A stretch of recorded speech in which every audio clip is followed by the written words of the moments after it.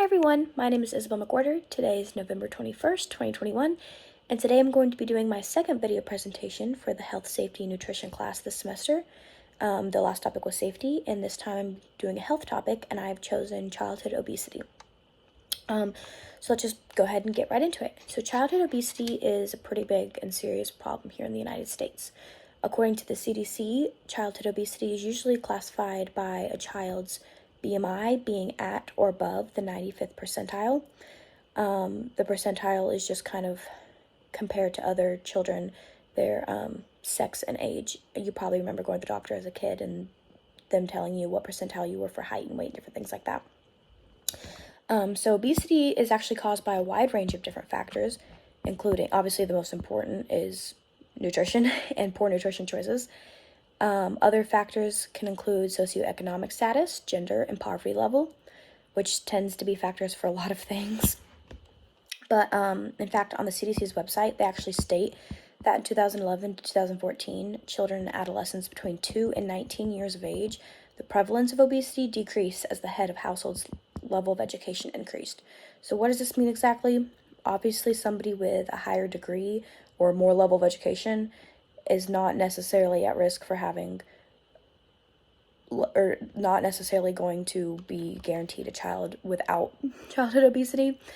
It just kind of means that they might have more access to a higher paying job, which in turn allows them to afford more healthy and organic food choices for their children and families.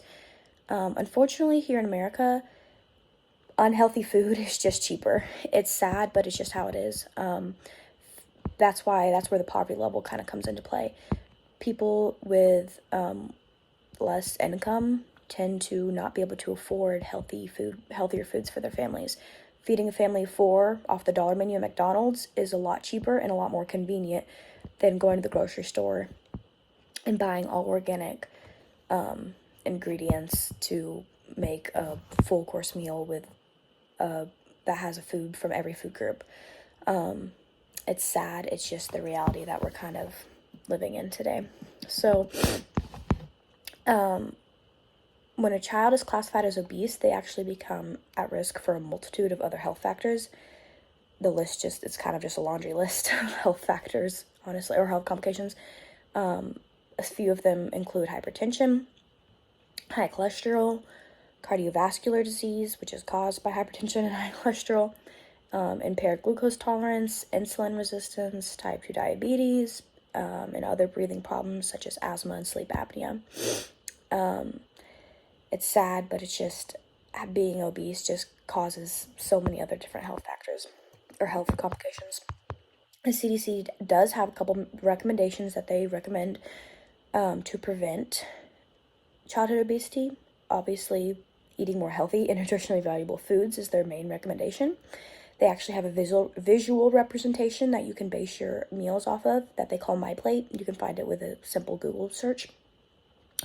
And they recommend that all Americans use this as their basis for a perfect healthy meal. It shows a plate that has about half of it covered with fruits and vegetables. A fourth of it is covered with grains. Obviously, they recommend that your grains be whole. And then they also recommend that your protein, which is about the remainder of the plate, that your protein should be lean.